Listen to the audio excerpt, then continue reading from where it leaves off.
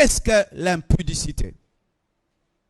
Selon 3 versions, Louis Ségon, interlinéaire grec, et Thomson, voici les définitions de l'impudicité. Et je vais appeler le chat par son nom. Vous permettez? Alléluia. L'impudicité. L'impudicité, c'est la débauche. C'est l'inconduite. C'est l'immoralité. C'est le dérèglement sexuel. C'est l'incontinence sexuelle. C'est le manque de maîtrise de ses pulsions sexuelles. Je répète. C'est la débauche. C'est l'inconduite. C'est l'immoralité. C'est le dérèglement sexuel. C'est l'incontinence. C'est le manque de maîtrise de ses pulsions sexuelles. Bien-aimés frères, sœurs, si tu ne maîtrises pas tes pulsions sexuelles, tu es impudique et tu seras impudique.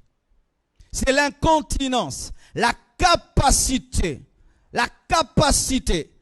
de contenir ses désirs amène à l'impudicité.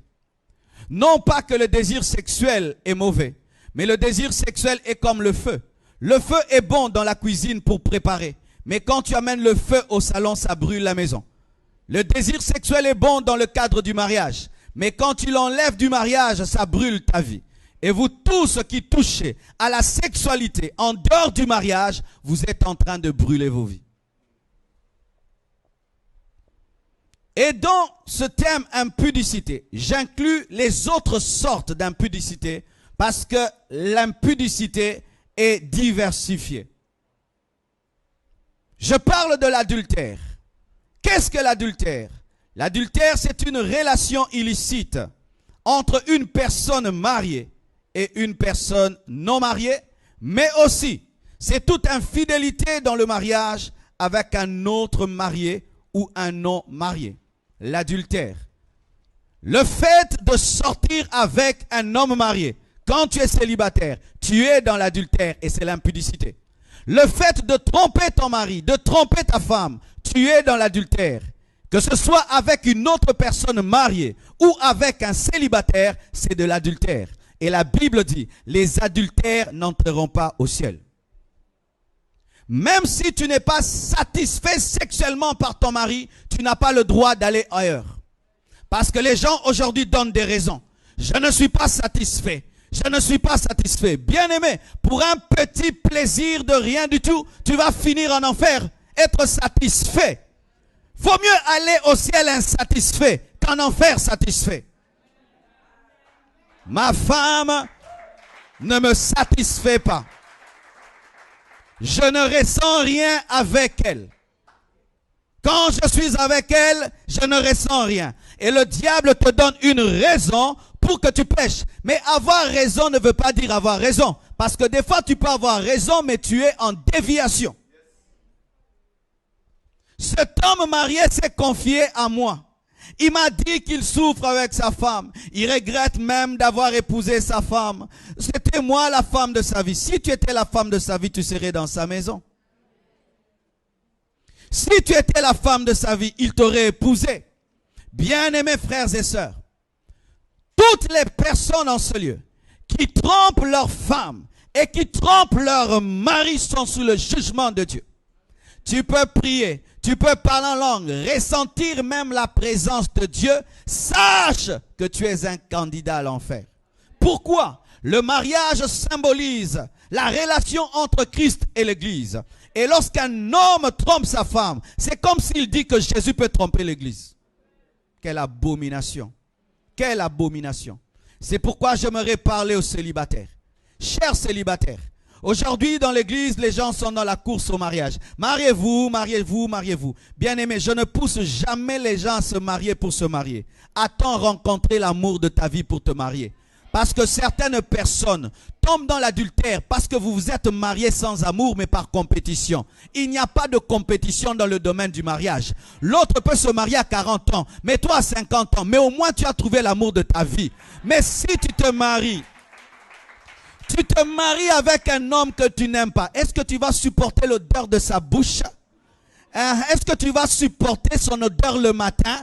Est-ce que tu vas le supporter quand il va grossir? Est-ce que tu vas supporter ta femme lorsqu'elle va perdre la taille? Est-ce que tu vas supporter lorsque sa poitrine va tomber? Parce que ça tombera. Ça tombera. Et alors, si ton amour est plastique, parce qu'il y a l'amour plastique, tu aimes ses formes et tout, mais quand elle a 3 bébés, les formes s'en vont avec les bébés. Hein. Et d'autres se marient, ils regardent un film, ouais c'est chouette, j'aimerais quelqu'un qui le matin se réveille et m'amène une fleur. C'est dans les films ces choses-là.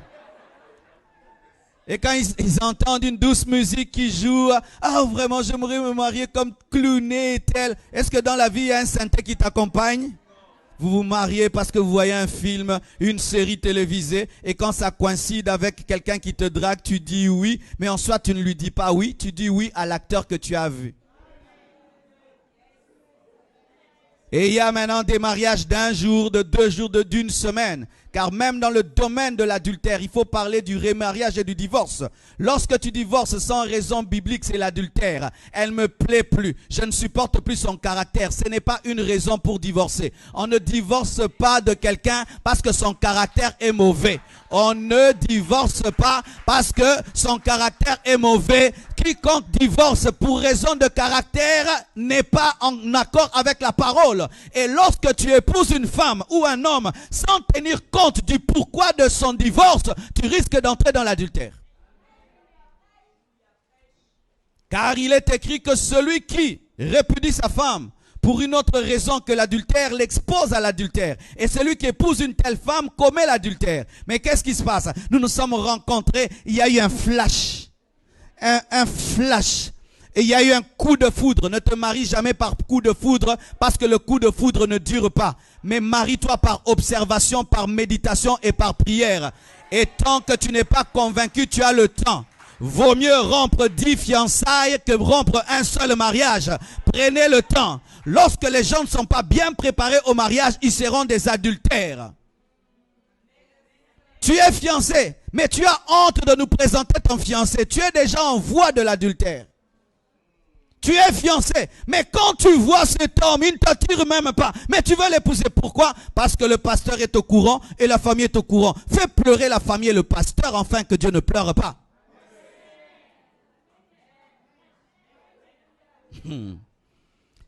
Et d'autres, quand ils se convertissent, leurs fiancés ne se convertissent pas. Ils veulent amener leurs fiancés à se marier. Non, si vous étiez des païens et l'un d'entre vous se convertit, il faut recommencer à zéro parce que Dieu ne fait pas des modifications, il détruit et puis il recommence.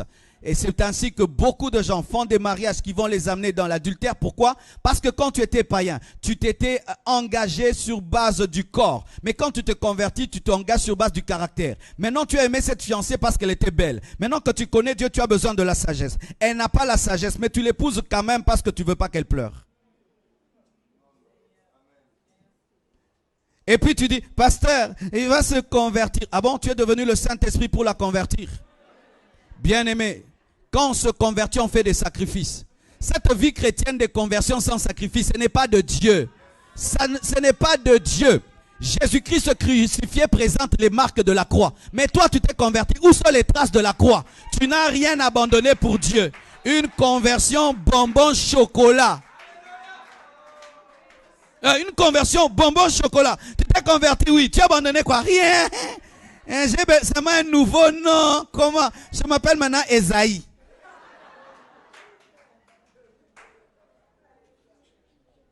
Alléluia.